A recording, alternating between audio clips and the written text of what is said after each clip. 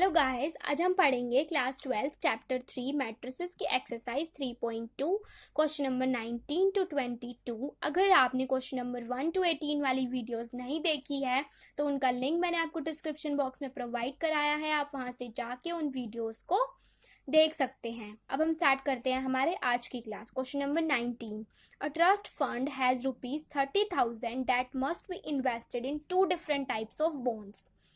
एक trust fund है, उसके पास 30,000 रुपीज है जो वो इन्वेस्ट करेगा two different types of bonds में। The first bond pays 5% interest per year.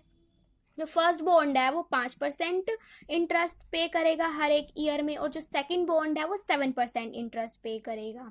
Matrix multiplication का यूज करना है और हमें ये बताना है कि 30,000 को हम किस तरीके से डिवाइड कर सकते हैं टू टाइप्स ऑफ बॉन्ड में। अगर जो हमें एनुअल टोटल इंटरेस्ट दे रखा है 1800 और 2000, तो सबसे पहले हमें क्या निकालना पड़ेगा, तो एनुअल टोटल इंटरेस्ट निकालना पड़ेगा। ठीक है, फिर उसको हम इनके इक्वल कर देंगे सो हमारी वैल्यूज आ जाएंगी।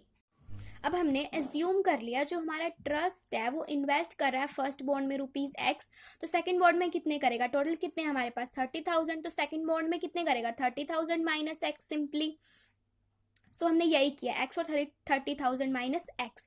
अब हमें इन दोनों को मैट्रिक्स फॉर्म में लिखना है, तो हमने क्या लिख दिया, इन्हें रो फॉर्म में लिख दिया। सो हम यही बोल रहे हैं कि the values of these bonds can be written in the form of a row matrix is given by, तो हमने इसको क्या लेट कर दिया, ए नाम दे दिया हमने इसे, और इसको हमने रो फॉर्म में लिख दिया दोनों को, एक्स और इधर क्या लिख दिया 30,000 माइनस एक्स। तो ये हमारी कितने की मैट्रिक्स बन गई, 1x2 ऑर्डर की। अब हमें जो ये इंटरेस्ट था per year, first bond pays 5% interest per year और 7% इंटरेस्ट पर ईयर। अब हमें इसे लिखना है, तो इसे हम किस तरीके से लिखेंगे, कॉलम में लिखेंगे, क्योंकि हम एक को रो में लिख चुके हैं तो सेकंड को किस में लिखेंगे, कॉलम में ही लिखेंगे। सो अब हमने उसको कैसे लिखा, 5% था तो 5/100 और 7/100, और उसे हमने क्या बोल दिया, बी। अब हम क्या फाइंड करेंगे, interest to be obtained annually. अब हमें इंटरेस्ट फाइंड करना है एनुअली कितना ऑब्टेन्ड हुआ। सो ए और बी की मल्टीप्लाई कर देंगे, इसी तरीके से फाइंड कर सकते हैं हम इंटरेस्ट को। सो हमने ए और बी की मल्टीप्लाई कर दी, सो हमारे पास ये रिजल्ट हमारे पास आ गया।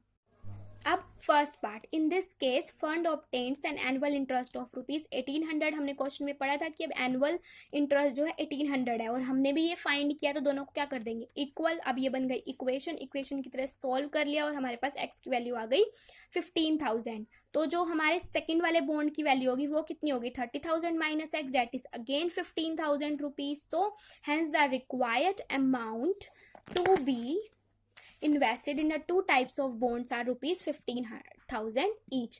दोनों में 15,000 हो जाएगा। अब हमारे पास सेकंड पार्ट आ गया।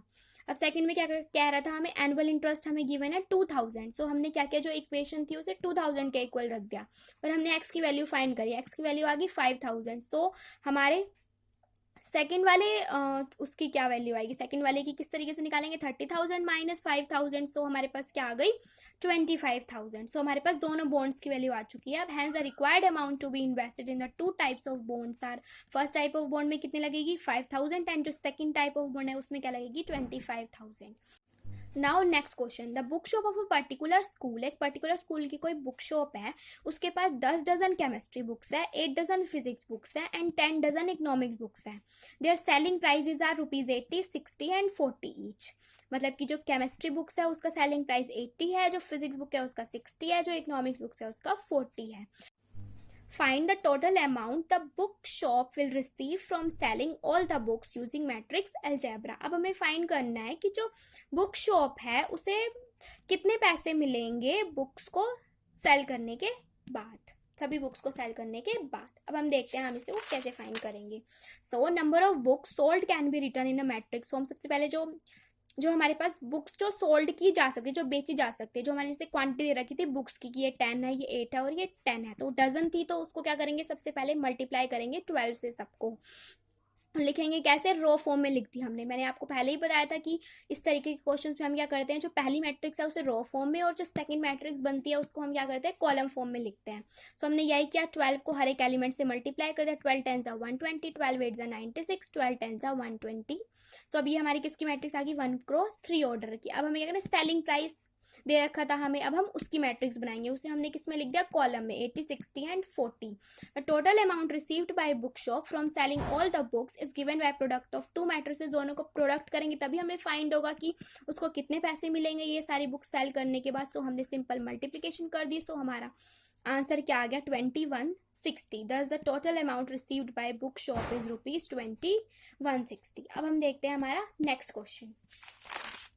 Question number 21. Assume X, Y, Z, W and P are matrices of order 2 cross N, 3 cross K, 2 cross P, N cross 3 and P cross K respectively. Choose the correct answer in question 21 and 22. हमारे जो दो question बचे हैं उनमें हमें option वाले question है और हमें डिसाइड करना है, और हमें जो ये सारी मैट्रिक्स दे रखी है और इनके ऑर्डर ये दे रखे हैं।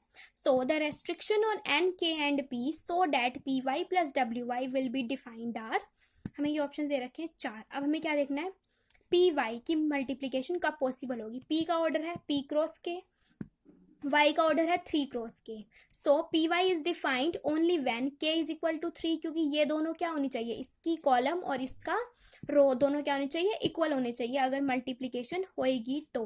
Possible if k is equal to 3, simply यही। और जो ऑर्डर होगा वो क्या होगा, p cross k, and p Y is of order p cross k मतलब कि 3, क्योंकि हम के की वैल्यू फाइंड कर चुके हैं क्या है 3, तो पी क्रॉस 3 हो गया इस मैट्रिक्स का ऑर्डर।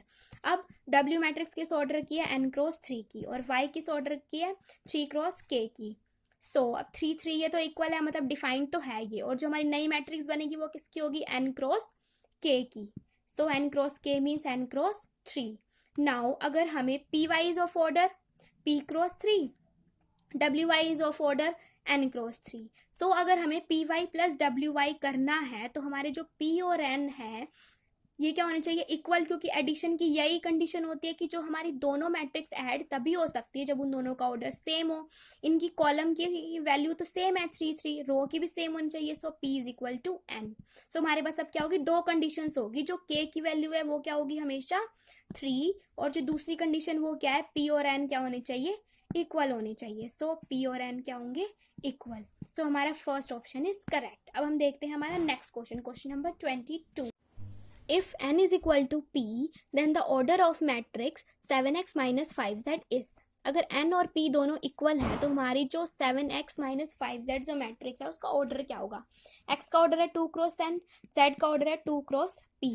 सो कुछ भी हो सकता है, ये दोनों अगर हमें दो मैट्रिक्स को माइनस मतलब सब्ट्रैक्ट या एडिशन करना होता है तो हमारी दोनों मैट्रिक्स का ऑर्डर क्या होना चाहिए, सेम।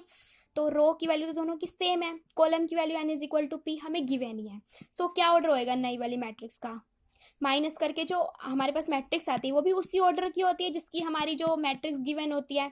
सो 2 क्रॉस n भी हो सकता है और 2 क्रॉस p भी हो सकता है, दोनों में से कोई भी हो सकता है, क्योंकि n और p की वैल्यू तो सेम ही है। 1 आएगा तो यहाँ पे भी 1 आएगा, 2 आएगा तो यहाँ पे भी 2 आएगा। सो 2 क्रॉस n भी आंसर हो सकता है, 2 क्रॉस p भी हो सकता है। सो हमारी इस क्वेश्चन में हमें 2 क्रॉस n गिवन है, सो B is the correct answer. That's all for today guys. I hope आपको आज का वीडियो पसंद आया होगा। अगर आपको ये वीडियो पसंद आया है तो प्लीज़ 3 मैजिकल थिंग्स कर दीजिए, लाइक शेयर एंड सब्सक्राइब। और इस वीडियो में मैंने आपको जो भी पढ़ाया है उसके नोट्स का लिंक मैंने आपको डिस्क्रिप्शन बॉक्स में दे दिया है, आप वहाँ से जाके उन्हें डाउनलोड कर सकते हैं। Thank you.